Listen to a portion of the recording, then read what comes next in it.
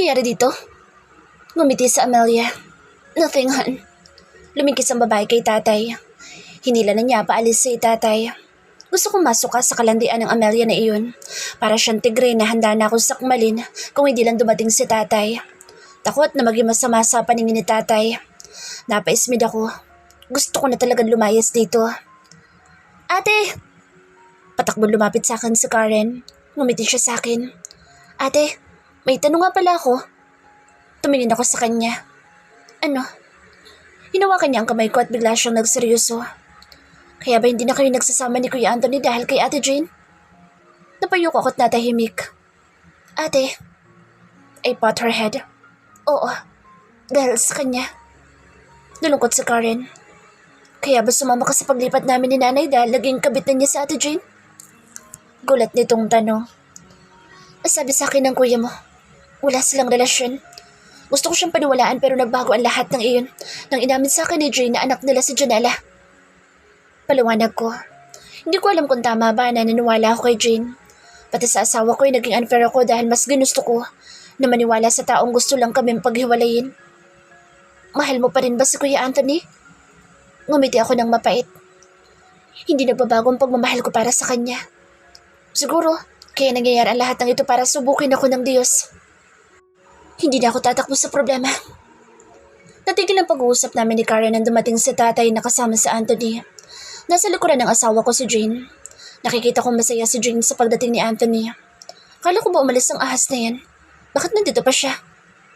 Malakas nga pala ang tama niya sa asawa ko. Nagpunta kami ng living room. Tito, gusto kong bumalik na sa bahay ko ang asawa ko. Bumaling sa akin si tatay. Sorry, iho, pero hindi ako papayag. Umangal sa Anthony. Asawa ko ni Chloe. May mas karapatan ako sa kanya. Sagot ni Anthony. Iho, ngayon ko palang nakakasama ang mga anak ko. Kung ilalayo mo sa akin si Chloe, paano pa ako makakabawi sa kanya? Kung gusto mo, manirahan ka lang dito para makasama mo siya. Sabi ni tatay. That's a good idea, Dad. Hindi na kami mahirapan ni Janela na puntahan lagi sa Anthony. Masayang saan ni Jane. Napairap ako. As if naman na para sa kanya kaya pumayag si tatay na makasama namin sa Anthony. Huwag kang feeling, Jane. Inis na sabi ko sa kanya. Tama na yan. Mag-aaway na naman kayo. Sita sa amin ni tatay. Tumayo ako. Sumunod pala sa akin sa Anthony. Pumasok ako sa kwarto ko at nahiga. Chloe. May nang usal niya sa pangalan ko. Gusto ko magpahinga, Anthony. Niyakap ako ni Anthony mula sa likuran ko. Nagiging antukin ako lately. Dahil siguro sa pagbubuntis ko. I love you. Nasa bandang tiyan ko ang isang kamay niya. Bumangon ako para malaya ko nakikita sa Anthony. Sasabihin ko na sa kanya na buntis ako. Anthony, di ba sabi mo? Mas lalo tayo magiging masaya kung may anak na tayo? Napabangon sa Anthony at tumarap sa akin. What do you mean, Chloe? May dapat ba ako malaman? Anya. Tumango ako at kinuha ang isang kamay niya at inilagay sa bandang tiyan ko. Magiging daddy ka na. Masaya kong sabi. His eyes widened in shock. Nakakabigla talaga dahil isang beses lang may nangyari sa amin ni Anthony. Nakabuo agad kami. Are you serious? For real? Hindi makapaniwalang Anya. Marahan akong tumango at napangiti. Sobrang saya ng asawa ko. Pati rin ako ay hindi makapaniwala na may munting buhay na pala sa akin. Hindi ako makapaghintay na makita at makasama ang baby ko. Yumakap sa akin sa Anthony. Thank you, Chloe. I'm finally father. Mahal ko kayo na magiging baby natin. Hindi mo lang alam kung paano mo ako napasaya. From now on, gagawin ko ang lahat para sa inyo, Chloe. Pangako niya. Huwag kang mangako, Anthony. Suwa na ako makarinig ng pangako galing sa'yo. Patunayan mo sa akin kung karapat-dapat pa ba na maging asawa kita. Saad ko. Nanatili pa, ng ilang minuto si Anthony at nagpaalam ng aalis. Gusto niya sabihin kay Mommy Christine at Daddy Winston ang magandang balita. Tinulungan niya akong tumayo. Sinamahan ko siya. Naabutan namin ang bata na naglalaro. Nang makita niya sa Anthony ay nagpakarga siya. Masaya siyang binuhat ni Anthony. I'm leaving, he said. Nalungkot ang bata. But, Daddy, kadarating mo lang. Hinaplos ni Anthony ang mukha ng bata. Babalik ako dahil simula bukas. Dito na ako titira kasama niyo. Natuwa ang bata. Really, Daddy? Hey! Ibinaba na siya ni Anthony. He put her head. Alis na ako. Hindi na sumunod ang bata sa amin. Sinamahan ko hanggang sa gate si Anthony. Asawa ko, may problema ba? Kanina ka patahimik. Umiling ako. Mag-iingat ka. Humalik siya sa pisngi ko. Tell me, anong problema? Umuntong hininga ko. Naisip ko lang. Sobrang close sa'yo yung bata. Yung tipong parang ikaw ang totoong father niya. Natuwa ng bahagya si Anthony. Kinunutan ko siya ng noo. Chloe, uulitin ko. Hindi ako ang ama ni Janela. Wala na ako ibang bubuntasin kundi ikaw lang. Ngumisi siya ng nakakaloko. Inirapan ko sa Anthony. Hindi ko mapigilan ang sariling mapangiti. Umalis ka na nga. Nabibwisit ako sa'yo. Muli siyang bumalik sa akin. Hindi sa pisngi, kundi sa labi. Nagulat ako sa ginawa niya pero hindi ko pinahalata. I love you, Chloe. Hindi ako sumagot. Umalis ka na nga. Tanula ko siya. See you tomorrow. Kumaway siya. Pagkaalis ni Anthony, pumasok na ako sa loob. Lubayan mo sa Anthony. Napatigil ako sa paglakad nang humarang si Jane. At bakit ko naman lalayuan ang asawa ko? Sa ating dalawa, ikaw dapat yun, Jane. Hindi ako nagpatinag. May anak kami ni Anthony. Anya, dahilan para malakas na tumawa ako. Ano naman ngayon? Buntis ako at magkakaanak na din kami. Pangiinis ko sa kanya. Nanlaka ang mata niya. No, nagsisinungaling ka lang. Nanisian ko siya. Nasiyan kung maniniwala ka o hindi. Kahit ano pang gawin mo, ako pa rin naman nanalo. Galingan mo na lang next time parang asawa ko naman ang manghabol sa'yo. Kawawa ka naman kasi. Ilang beses mong hinahabol-habol na lalaking ayaw naman sa'yo. Tumawa ko't binangga ang balikat niya. Hindi ko papayag na apihin nila kami. Kami ang legal na pamilya. Ang iniwan na pilit nilang inaagaw sa amin. Oras na para piliin ko ang magpapasaya sa akin. Hindi ko papayag mawala ang ama ng anak ko. Kung noon ay nagawa kong matiis sa Anthony, hindi na ngayon dahil ipaglalaban ko na siya kay Jane. Hindi na ako lalayo at magsasama na kami ng asawa ko. Oras na para ang sarili ko naman ang isipin ko. Ang nakataya dito ay ang magiging buhay na magiging anak namin ni Anthony. Mahal kong asawa ko kaya ito na ang tamang panahon para hindi na kami maghiwalay pa. Are you ready? I nodded. Hinawakan ni Anthony ang kamay ko. Sabay kaming naglakad patungo sa kotse. Papunta kami sa resort ni Miss Sana. Ayoko sana sumama pero pinilit ako ni Sam. Pumayag ako kaysa si Jane ang kasama ng asawa ko. Umaasa ako na may magbabago sa bakasyon naming ito. Umalis na kami ni Anthony. Aabutin kami ng 2 linggo dito sa resort. Nag-enjoy kami kasama ang buong barkada ng asawa ko. Naging kaibigan ko ang mga partner nila. Nagkaroon din kami ng pagkakataon para pag-usapan ng mga past namin. Karanasan sa mga asawa namin. Sobrang relate ako sa mga kwento nila. Damang-dama ko yung sakit. Kinabukasan ay naghanda na kami ni Anthony para sa birthday party ni Sana. Si Anthony ang pumili ng isusuot ko. Umalis na kami sa suite. Sumakay kami ng kotse. Hindi rin nagtagal ay nakarating din kami sa main hall kung saan gaganapin ang birthday ni Miss Sana. Mga kilalang tao ang naririto ngayon. Hinawakan ni Anthony ang kamay ko. Naglakad kami patungo sa mga kaibigan niya. Nagsimula na ang selebrasyon. Pumunta sa gitna ang mga couples at kasayaw nila ang mga asawa. Napatingin sa akin si Anthony at inilahad ang kanyang kamay sa akin. Agad ko iyong tinanggap. Inilalayan niya ako sa pagtayo. Nakasayaw kami sa mga couples. Ngumiti sa akin sa Anthony. Ganon din ang ginawa ko. Hindi ko maitago ang kilig na nararamdaman ko. Hanggang ngayon mahal ko pa rin ang lalaking ito. Nang mapagod kami ay bumalik din kami sa table. Matapos ang party, bumalik na kami sa suite. Dahil sa pagod, nakatulog kaagad ako. Inibitahan kami ni Sana sa rest house nila. May pagkakataon na nagtatalo kami ni Anthony pero nagkakabati din. Kasalukuyan kaming papasok na sa rest house ni Sana. Hinila niya kaagad ako kasama ang mga girls. Ipinakita niya sa amin ang biniling swimsuit na gusto niyang ipasuot sa amin. Hindi ako pumayag na suotin ang swimsuit dahil alam ko magrereklamo si Anthony. Ganon din si Sam. Nag-enjoy kami. Pagdating ng hapon, nagsibalikan kami sa mga suite namin. Ang ilan sa kanila ay nauna nang bumalik sa Manila. Sumunod kami ni Anthony kila Althea. Asawa ko, may mahalaga lang akong pupuntahan. Paalam sa akin ni Anthony. O sige, mag-iingat ka. Hinawakan ni Anthony ang pisngi ko tumalik sa akin. Matapos ang halik ay ngumiti kami sa isa't isa. Kahit papaano ay may progress na rin ang relasyon namin ni Anthony na patuloy naming inaayos. Umabalik kami sa dati kung saan masaya kami at walang away. Natural lang ang mga bagay sa amin ngayon. Mas naramdaman ko ngayon ang pagmamahal para sa akin ng asawa ko. Pagkababa ko ng sakyan ay naabutan ko si Karen na akmang sasampalin ni Amelia. Napigilan ko siya at malakas na itinulak. Napahiga siya sa damuhan. Tumayo si Amelia at galit akong hinarap. Ang kapal na mukha mong gawin sa akin to! Malakas na sigaw niya. Hindi ako papayag na saktan mo ang kapatid ko. Lalabanan kita. Galit na saad ko sa kanya. Kahit na may sama ako ng loob kay Karen, hindi pa din may aalis sa akin na mag-aalala sa kapatid ko. Nagtago sa likuran ko si Karen. Why don't you ask that brat? She ruined everything. Simula na dumating kayo, nagkandagulo-gulo na ang lahat. Anong ginawa mo? Nagkibit balikat si Karen sa tanong ko. See this? Ipinakita sa akin ni Amelia ang kanyang buhok. Halatang nasunog. Nanggigigil itong sinamaan ng tingin si Karen. Hindi ko naman kasalanan na tanga ka. Ngumisi si Karen. Ngayon ko lang siya nakitang ganito. Parang ibang Karen ang kaharap namin.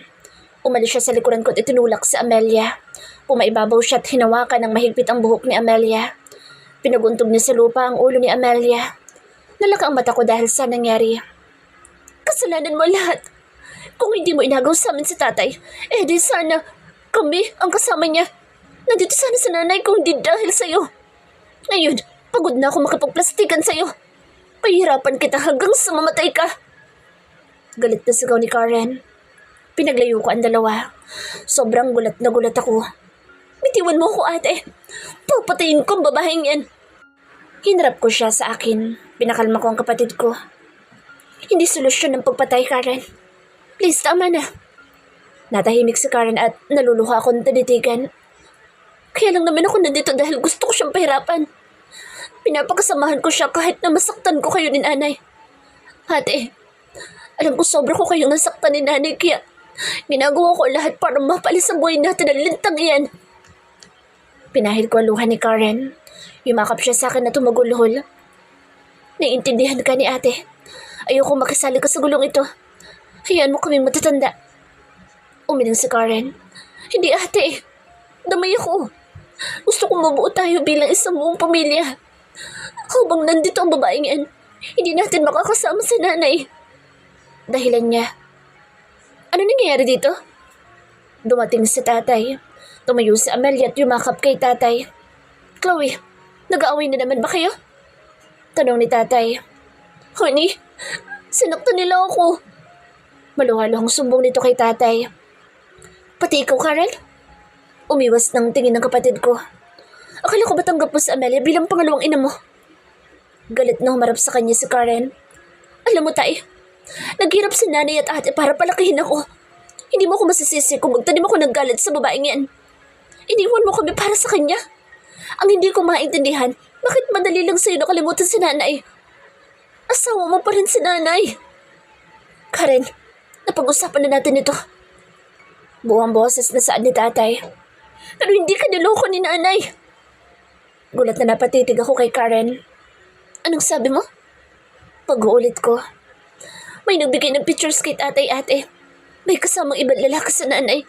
Akala niya niloloko siya ni nanay kaya hindi niya tayo binalikan. Paliwanag ni Karen. Natawa ko.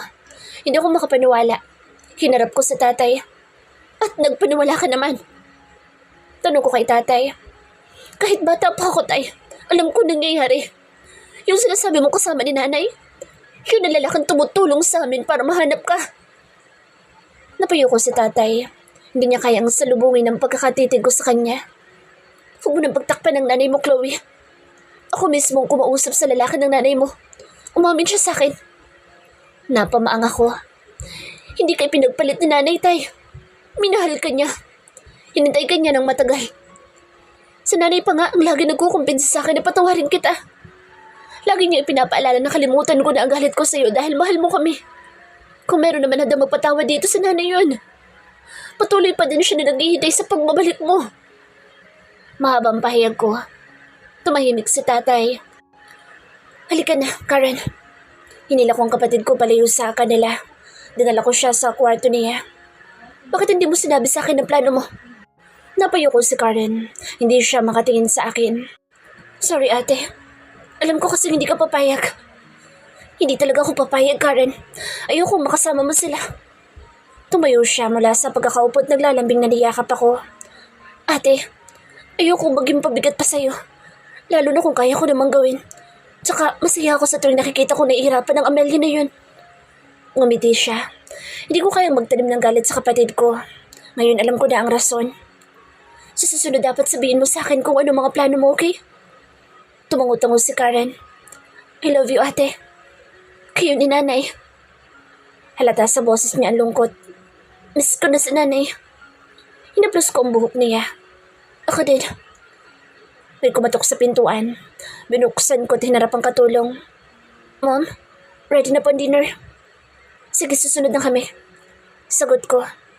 Halika na, Karen. Umuso si Karen at nagpapadyak. Ayoko makita si Amelia. Sa tuwing tinititigan ko siya, gusto ko siyang mawala. Huminga ako ng malalim. Wala na tayo magagawa, Karen. Si Amelia na ang bagong asawa ni tatay. Halika na. Hinawakan ko ang kamay niya. Marami nang ginawa si Karen kay Amelia. Pinaglinis niya ng swimming pool, itinulak niya sa hagdan. Mabuti at nakaligtas pa si Amelia. Marami pang malala, mabuti at hindi nalagutan. Pagkarating namin, nakaready na ang lahat. Nakaupo na rin si Jane, Amelia at tatay. Maupo na kayo. Saan ni tatay? Sinabi sa amin ni tatay na may bisitang darating. Bagong business partner niya. Sir, nandito na po si Miss Villafuerte. Tumayo si tatay at ganoon din kami. Good evening, everyone. Natahimik kami lahat. Nay! Natutuwang yumakap si Karen kay nanay. Anak. Baling sa akin ni nanay. Inilahad niya ang kamay. Hindi ako nagdalawang isip na yakapin din si nanay. Naluluha kami tinitigan ni nanay. Masaya ako makita kayo ulit. Anya habang naluluhan tumitig sa amin. Kami din, Nay. Sagot namin ni Karen. So, you're Miss Villafuerte? May panguyam na saan ni tatay. Kumalas kami sa pagkakayakap kay nanay. Ngumisi sa nanay. Ngayon ko lang napansin ang pagbabago kay nanay. Ibang-iba na siya ngayon. Mula sa pananamit hanggang sa mga suot niyang alahas. Mukhang galing sa mayamang pamilya. Teka, si nanay ang bagong business partner ni tatay? I'm Yukino Villafuerte, the one and only daughter of Q Villafuerte. Pagpapakilala ni nanay sa sarili. Yukino? Kailan pa naging Yukino ang pangalan ni nanay? Alam ko nakakabigla lahat. Lalo na sa'yo, Diego. Baka iniisip mo na pumatol ako sa mayamang lalaki. Hindi ako desperada para lang lumamang sa'yo kung sa umpisa pa lang mas angat na ako sa'yo. Puno ng pagmamalaki sabi ni nanay. Proud ako na kaya na ni nanay na ipagtanggol ang sarili niya. Paano nangyaring ikaw si Yukino Villafuerte? Hindi makapaniwalang sabi ni tatay. Ngumisi si nanay sa kanya. Marami ka pang hindi alam sa akin, Diego. Lumalamig ng pagkain. Let's eat. Masayang sabi ni nanay. Naupo na kami. Sinilip ko ang phone. Wala akong natanggap na text mula kay Anthony. Pinatawag kasi siya ni Mommy, Christine. Kaya hindi namin kasama ngayon ang asawa ko. Tell us about yourself, Yukino. Saan ni Amelia sa matagal na katahimikan? What for? Imposible hindi mo kilala legal wife ni Diego. Tila pangaasar na sabi ni nanay. Tumikim si Amelia. Kilala kita as Marie, and not Yukino. Ngumiti si nanay at tinitigan si Amelia. I'm half Japanese. Kilala niyo naman si Dad. Lahat meron siya. Then one day, nagpakatanga ako sa pag-ibig kaya pinapili ako ni Dad and guess what? Pinagpalit din pala ako ng magaling kong asawa sa isang higad. Titig na titig si nanay kay Amelia.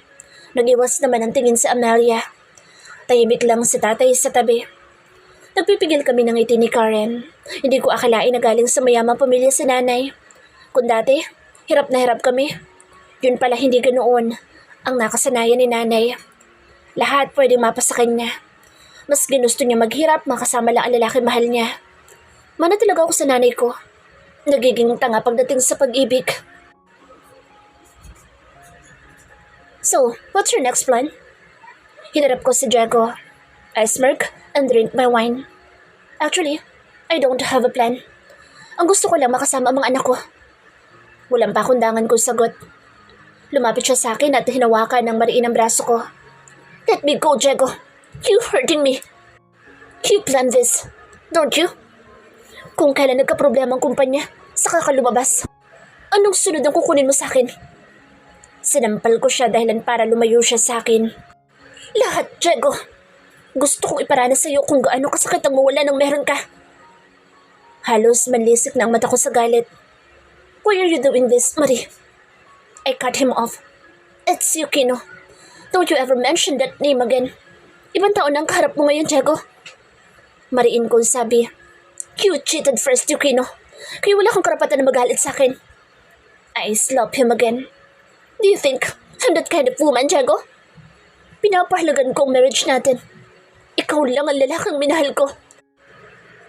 After what I did for him, ganito niya lang sinuklian ang pagmamahal ko sa kanya.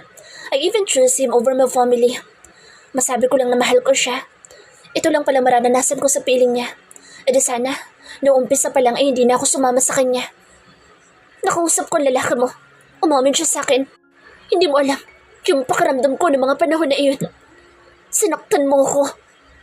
Napailing ako. Sa ating dalawa, ako ang pinakanasaktan, Diego. Iniwan mo kami ng mga anak mo. Nung hinanap ka namin, nasa piling ka na ng kabit mo. Galit kong sagot. Bakit sa akin napunta ang sisi? Siya itong nang iwan sa amin. Tapos ako pang babalik ta rin niya? I don't have time to have fun and find a better man if I want to. Siya lang naman ang minahal ko na lubos sa buong buhay ko. Naghihirap ako kahit na hindi ako sanay sa buhay mahirap. Nagtiwala ako sa kanya pero ito pang matatanggap ko sa kanya. Galit at puot na hindi ko alam kung saan siya humuhugot. Wala ko lalaki dahil siya lang ang nasa puso't isip ko. Lumapit ako sa kanya. Ngayon ko lang na-realize na tama si Chloe. Maling lalaki minahal ko at patuloy kong minamahal. Hindi pa ako nagsisimula, Diego. Pahihirapan kita, pati na din ang kabit mo. Tinalukuran ko na siya. Nagulat ako nang biglang humarang sa dinadaanan ko si Chloe. Nay, hinihintay ka ni Karen. Tumango ako. Chloe? Napansin ko kasi na hindi siya sumunod sa akin. Susunod ako, Nay. Anya, tinungo ko ang daan ko nasa si Karen. Nakahinga ako ng maluwag. Biglang nanumbalik sa alaala ko ang lahat ng naranasan ko.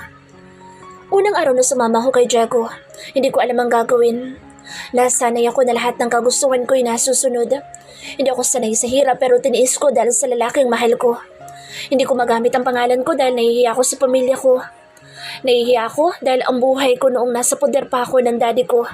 Ibang-iba nang nagmahal ako ng lalaki mahirap lang. Ginawa ko ang lahat para maging masaya kami. Hanggang sa nangyari nga ang kinatatakutan ko.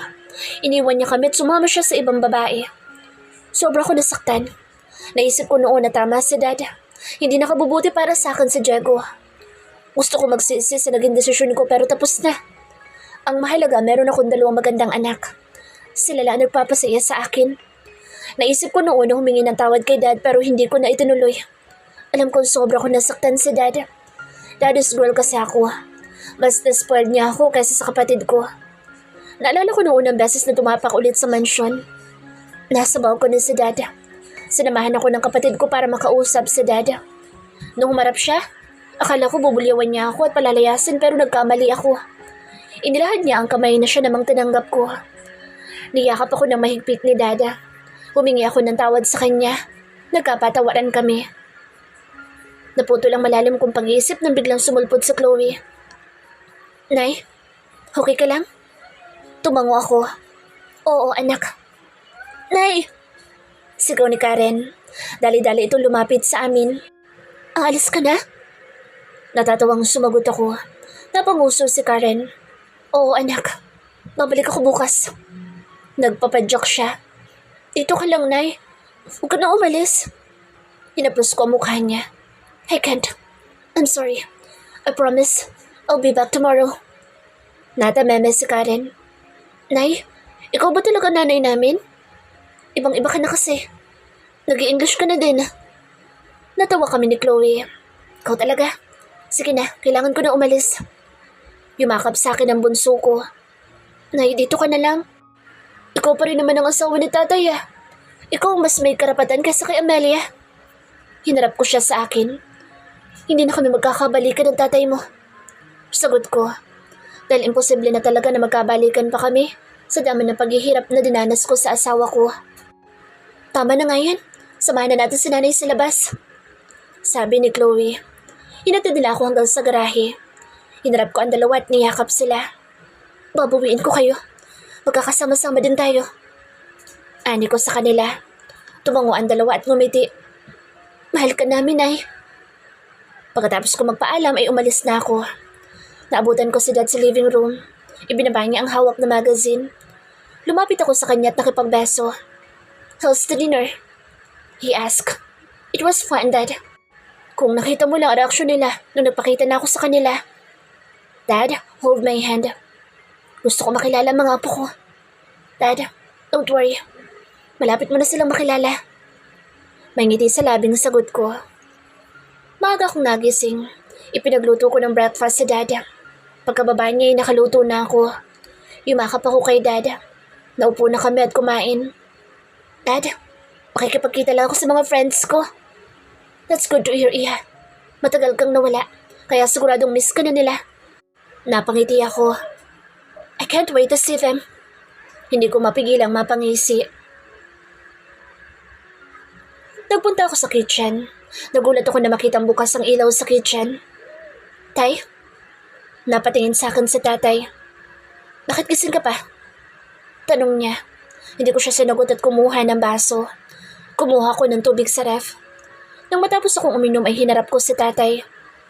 Hindi ka makapaniwala na galing pala sa mayamang pamilya sa nanay? Saad ko. Hindi niya sinabi sa akin ng tungkol sa pamilya niya. Wala akong alam na pinakasalan ko ang babaeng pantasya ng lahat ng lalaki. Natawa ako. Dati ko pang naririnig ang pangalang Yukino Villafuerte, isang sikat na modelo, maraming business, nag-iisang anak na babae ni Don William Villafuerte. Bali-balita na bigla na lang nawala na parang bula si Yukino Villafuerte. Walang nakakaalam kung nasaan siya. Maraming humahanga kay Yukino Villafuerte. Kay tatay lang pala ang bagsak ni nanay. Hindi na sana siya naghirap kung hindi niya pinili si tatay. Nagsisisi ka ba, tay? Umiling siya. Wala akong dapat na pagsisihan, Chloe. Minahal ko si Marie, pero niloko niya ako. Malakas kong ibinagsak ang basong hawak ko. Ilang ulit ko bang dapat sabihin sa iyo na hindi ka niloko ni nanay? Nung iniwan mo kami, wala siyang ginawa kundi magtrabaho at alagaan kami ni Karen. Naging loyal sa iyo si nanay sa kabila ng ginawa mo sa kanya. Napatigil ako sa pagsasalita nang dumating si Anthony. Kanina pa kita hinihintay. Bakit ang tagal mo? Lumapit sa akin ang asawa ko. Inaantok na ako. Sagot ko. Masuyo niya akong hinawakan sa kamay. Hinarap ko si tatay. Nakatitig siya sa amin. Hinilan ako ni Anthony paalis. Pagkahiga ko sa kama, niyakap kaagad ako ni Anthony. Anong pinag-uusapan niyo ni Tito? Wala naman. Sinusuri niya kung totoo ba ang sagot ko. Chloe, ngumiti ako. Gusto ko na matulog. Inayos niya ang kumot. Fine, let's sleep. Dumukwang siya para halikan ako sa noo. I love you, he said. Isinagsik niya ang sarili sa bandang leeg ko. Hindi ko mapigilang mapangiti. Nay, kailangan ba talaga nakasama ako? Tanong ko. Ngumiti si nanay at sumagot. Yes, anak. Kaya halika na. Tumango ako. Sinundo ko ni nanay sa bahay ni tatay. Sinabi niya sa akin na may mahalaga kaming pupuntahan. Si nanay ang nag-drive ng kotse. Huminto kami sa sikat na hotel. Nagtataka nga ako kung bakit pero naisip ko na iba na nga pala si nanay. Marami pa kaming hindi alam sa kanya. Pumasok kami sa hotel at ngayon nga ay nakasakay na kami ng elevator. Pagkarating namin sa 10th floor, may sumalubong sa aming babae. Nasaan sila? Tanong agad ni nanay. Si Resto, ma'am. Sinamahan kami ng babae. Bago kami pumasok ay pinigilan ako ni nanay. Mauna ka na pumasok sa loob. Bakit, Nay? Takang tanong ko. Ngumiti siya. May tatawagan lang ako. Tumango ako. Sige po. Pinagbuksan ako ng door ng babae. Pumasok na kami sa loob ng resto. May mahabang lamesang nasa gitna. Lahat ng nakaupo doon ay puro babae. Tatahimik ang ilan at napatingin sa akin. Who is she? Sabi ng babaeng kulot ang buhok. All of them dressed elegantly. Tama ba itong pinasukan namin? What are you doing here?